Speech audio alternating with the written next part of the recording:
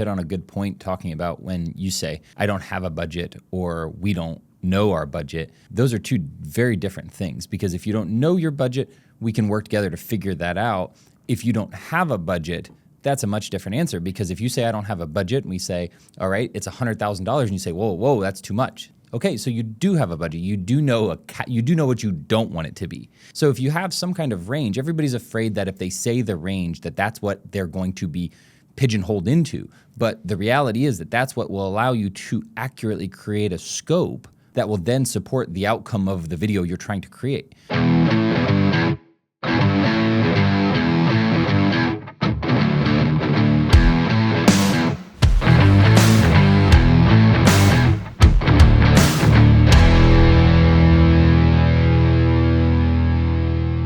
So recently I've been talking to a number of our current clients and prospective clients about video projects that they want to do. And there's a consistent theme that I keep running into, and it's really causing frustration on our end. It causes frustration on the client's end. And it's really something that I don't think enough people are talking about. And it's causing a lack of understanding, I think, in the B2B marketing and sales community about what's the right way to approach a video project? Yeah, I think this is something that comes up all the time. And I think that from seasoned clients that have gone through the process, or whether it's somebody's first time to video, I do think that the ambiguity that is kind of sewn into the ask, in reality, one of the things that's causing the obstacles and the roadblocks when it comes to producing video in a way that makes sense. Absolutely. So to put context to it, I mean, I've got a client that's calling right now saying, hey, I have this training. How much does it cost for you guys to just show up and shoot it? Can you just shoot me over price?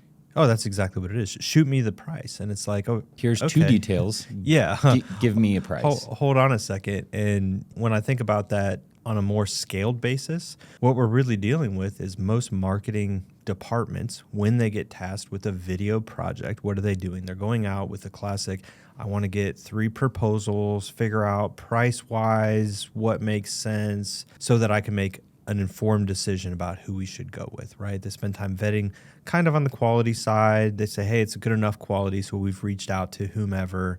And then they go and they say something like, we have a training happening. We would like to video that training and turn it into content. It'll be 1 day. How much does that cost? And then they're shocked when they get a giant variance of price, or when they've made a selection and they actually go with a vendor, maybe the price changes when the scope changes, or they get it back and it's not the quality that they expected. And that's, I think, from a internal video team's perspective, that's very frustrating, because they feel like they're asking the right question. Hey, I took my time and I created this event. I would like it to be, whatever it looks like, documented on video, and I would like that content. That seems like an easy request. And in my perspective, if I'm the marketing person, these video people just aren't getting it. I don't understand what's happening here. Yeah, I think that there's a lot of variables at play here that aren't often taken into consideration when developing a brief or a scope. And it's almost like if you were trying to get a car, right? You could have a Honda or you could have a Ferrari, but there's lots of options. There's lots of different levers that you can pull that will change the price and essentially the output of what you're going to receive. That's what the challenge is, right? So from the marketing team's perspective, they think that their ask is clear, but it's truly about as clear as mud. There is so much variable and so much unknown in the ask that I can pretty much quote you anything. Quite literally, when you say, hey, I have a training going on, I would like it documented so we could have video content from that training. It's going to be 1 day. What does that cost? I could figure out where it costs $2,000. I could figure out where it costs $200,000. And there can be that much variance about what are we doing specifically. What do you want it to look like? What equipment might be able to achieve that? What crew might be needed to support that? On the post-production side, what are we doing? Is it just a single edit? Is it multiple edits? Is it some animated graphics? Is it 3D animation? What are we actually dealing with? So the piece that we need to be real clear on is, what is the end result, not what all goes into it. And on the marketing team side of it, really being able to rationalize, what are we trying to achieve? What does success look like? And then what are we willing to do? So on the marketing team side, what you really need is you need a clear scope. And the way that you get there, so from the marketing team's perspective, they're going out with this ask that seems reasonable. They're going out with 3 different companies. One company comes back with a $5,000 quote. One company comes back with a $15,000 quote. And one company comes back with a $30,000 quote. And they look at it and go, well, my goodness, $30,000 is obviously way too much money because it could be done for 5. What you're not realizing is that those aren't the same things. You weren't quoted the same thing. You weren't quoted the same thing at 5, 15, and 30. There was no scope. The scope was made up, and it was made up by the production company with the knowledge that you don't know exactly what you're asking for. So what they're doing, generally, they'll ask you some clarifying questions to try and figure out where you are. But the biggest question they're going to ask you that you probably aren't going to answer is, great, what's your budget? You're going to say, I don't know. The classic answer for what's your budget is, I don't know, or we don't have one. What they're really trying to figure out is what type of production, what level of production are you trying to assign to this particular event? And in the world of video production, if we're doing a commercial, that's very important. Are we talking about a $50,000 commercial, or are we talking about a $500,000 commercial? Can we get a real director? Can we get high-level cinema cameras? Can we get vintage glass to shoot this to make it look a certain way? Can we get a full crew of 10, 15, 20 people to accomplish what we need to? Or is it that we're working on a 5-person crew and maybe a camera a couple levels down and maybe some lenses a couple levels down and a different light kit because we're not going to have specialized people? These are the things that they're trying to figure out from your answer. And when you have the answer of, I don't know the budget or I don't have a budget, mixed with, we just want you to show up and video something for a day and we want a video out of it, it's not enough information. It's not enough of a detailed scope to tell any production company this is exactly what needs to happen or this is exactly what you're quoting, which means they're making up the scope a little bit. They're filling in the blanks of what they don't know. And when you say, I don't know what my budget is, I can tell you right now, they're assuming that they need to be the cheapest bidder. So now they're making decisions behind the scenes about what can we cut, what can we make cheap, what can we cut corners on in this project to maybe be the winning bidder of this. And that's very common. Yeah, and I think you hit on a good point talking about when you say, I don't have a budget or we don't know our budget. Those are 2 very different things, because if you don't know your budget, we can work together to figure that out. If you don't have a budget, that's a much different answer, because if you say I don't have a budget and we say, all right, it's $100,000 and you say, whoa, that's too much. Okay, so you do have a budget. You do know what you don't want it to be. So if you have some kind of range, everybody's afraid that if they say the range, that's what they're going to be pigeonholed into. But the reality is that that's what will allow you to accurately create a scope that will then support the outcome of the video you're trying to create. So we mentioned that there are several different levers that you can pull. Why don't we break down those levers to help people understand what really will go into creating a successful video project quote? Sure. So first and foremost, we kind of touched on it. If you have an idea of what your budget might be, it's usually best to be forthcoming with that. And it doesn't have to be, hey, we want to spend $20,000. It could be, hey, we have between $10,000 and $20,000, and I would like to see some options on what would be different within this price range. That's perfectly acceptable because it gives somebody the opportunity to say, this is what you'd get at 10. At 20, you could get this. And if you had that across the board, multiple production companies potentially, you could kind of see where they're at 10, where they're at 15, 20, whatever it's going to be. So you get at least something that's in the realm of each other. The next piece would be really identifying that end deliverable clearly. So, for instance, in the example that I used in the beginning, what we're really talking about is showing up to a full day training that's going to happen. That was the information that's given. Well, the deliverable is 10 separate sessions of the training. So there's 10 videos, somewhere between 30 minutes and 60 minutes each. Okay, well, that's a big difference of, hey, we're just showing up for a day, or we're delivering 10 videos that are 30 to 60 minutes, which is a lot of editing to do. Yeah, that's what I was going to say. On the back end, the post-production work that goes into that is exponential versus just one long-form video. 100%. And Probably 1,000%. 1,000%. And when I was able to talk through that with the client of how they were actually trying to use this, which is it's a training that they're going to do live, that they would like to compartmentalize into a training series so that it doesn't always have to be live. So when they get a new hire, they can actually watch this training series and get the same information that happened at this event. Well, that's all fine and good. But when you're at the event, you're going to have more of a feel of connection with people. You're going to have an introduction. You're going to know why you're going there. You're going to understand what you're doing there. When you're watching that training, you're not. So what that training is going to miss is an introduction of what are we doing here? What do we hope to accomplish? And it should probably have some sort of closing statement of, thank you for your time invested in this training. We hope that you learned X, Y, and Z. If you have questions, go talk to this person, right? So some sort of closing, right? So this particular client, when we were able to talk through it, I was able to identify, we're talking about 10 videos. I was also able to recommend this intro and closing video. So it ended up being 12 videos. I mean, just talking to them a little bit, the scope starts to materialize. Going through the presentations. Do we want it to be animated? Do we not want it to be animated? Those didn't seem like a big deal to this particular marketing team, but on the video side, that's a huge difference. If we're just putting a static slide up or we are animating that slide, especially when you're talking about 10, 30 plus minute episodes, that's a lot of work, which means a lot of cost. So if we choose without the client directing us that they are going to be animated, well, that's going to dictate why our price is higher.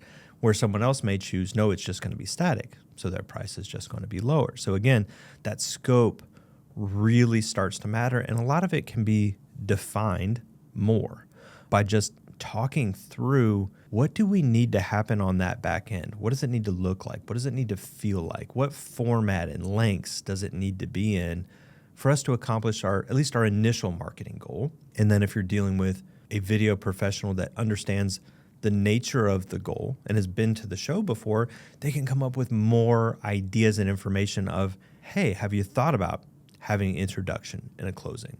Well, no, I haven't thought about that yet. Well, you should, and here's why. You don't have to do it, but at least there's options being presented that is narrowing down that scope even further of, here's what it sounds like will accomplish your goal in the most complete way possible. Do you want to approach it like that, or do you have a different idea? Getting that opportunity to talk through it and really everyone getting a concrete idea of what we're talking about before you just send over a price is going to have a much better end result for not just the video company, because they know what they're doing now and really what your expectations are, but at the end of the day, they're going to have better outcomes for the company that's requesting the work because it truly is geared toward meeting their need, not just somebody guessing and hoping that it hits their budget range so that they could be selected. And that's the thing, when you're trying to plan a video, you might not have all the answers, and that's okay. When you're collaborating with the right video partner, they can help you think through those scenarios, help you think through some of those options, help you think through some of those different components that you might not have had at the top of your mind before because maybe you've never done this type of training video, or maybe you've never done this type of product overview video, or whatever need you may have. Asking them to walk through it is actually good for both of you because you can further define your vision and they can further define the project. So then when you come together, the expectations are clear, and at the end, the result is exactly what you had hoped for. That's really what it's about, because if there are assumptions being made and they aren't clear, and this happens all the time, if the video production team is making assumptions and they aren't aligned with your end goal, it's impossible for you to be happy. It's impossible for that project to go successfully. And by the time you've created a partial scope and got some quotes from some people that made assumptions about what you wanted, and you get back to the table and it isn't going well because they didn't understand exactly what you wanted, or maybe they didn't quote exactly what you wanted, and now maybe there's extra costs or extra time or extra anything, it's going to be a problem for you and your team. Or if they just say, hey, this is what I thought you wanted, and you end up with something that doesn't actually accomplish your goal in the best way possible, it's not the best way to approach it. And I understand that marketing teams are not necessarily versed in video sometimes. They don't understand all the variables. They don't understand the choices that have to be made, whether they're making them or whether the production company's making them. But anytime you're going to turn on a camera, there are 1,000 choices, everything from the camera, the lenses, the lighting, the location, the on camera, the direct to camera, off camera. Literally, there's a 1,000 things that could be thought of in equipment, location, talent, approach. It's overwhelming, the number of choices, and to just hope that someone's going to guess all of those things correctly for your particular application is just not realistic. So the one thing we've said a few different times throughout this episode is the word companies. And I think that there's a vast difference between somebody that is hiring either a freelancer or a solo cinematographer versus actually hiring a company that has production crews. Because I think that when you gave the example of you could get a video for $5,000 or you could get a video for $100,000, people look at that and they say, why the variance? Why the range? And I think that part of it is experience, equipment, crew, but I also think that it comes down to what are you selecting? Are you selecting an individual that may ghost you in the middle of the project? Not that that ever happens. Or are you hiring a seasoned production company that is going to be there and has a positive track record that will work with you every step along the way? And those two are very different and will vary the quote that you essentially get back. And there's nothing wrong with freelance videographer out there. I mean, they have a place, they have value, they can show up. If truly what you're looking for is someone to show up with a camera and just capture moments, and hopefully that turns into a video that makes sense, that might be the way to go. And there are productions that makes sense for. You're trying to do BTS, that's the way to approach that, behind the scenes footage. You're trying to just document an event, and it's not super critical that we get certain moments or we tell a certain story. That might be appropriate for that. If what you're trying to do is have a well-orchestrated story or presentation of information to an audience, your freelance videographer is not the guy or girl for that. That's not what they're set up for.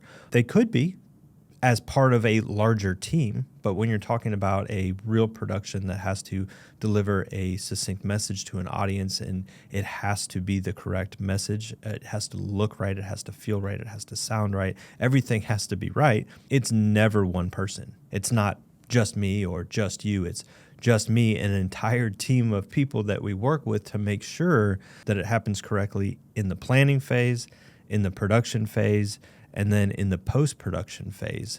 And you drop the ball in any one of those areas. If there's incomplete information in any one of those areas, almost from the start, you're going to start to degrade in quality. And there is no one person that just shows up and nails those. People are going to be good at aspects of things. That's why teams exist. Most B2B productions are going to be most successful if they're actually dealing with an experienced production crew and not necessarily a freelance videographer. So at the end of the day, the main goal here and the message that we're trying to get out is, if you're on a marketing team and you want video, which you should, and you're trying to do it on a project basis, and you're out there talking to different production companies and you're getting vastly different quotes back, or sometimes you select a vendor and you don't get exactly what it is you thought you were supposed to be getting, or it ends up costing more, or whatever it is, it's very, very easy to say, oh, you know what, it's the video production company that screwed this up. And to some degree it is. It is their fault because they didn't force you to say, what are we really talking about?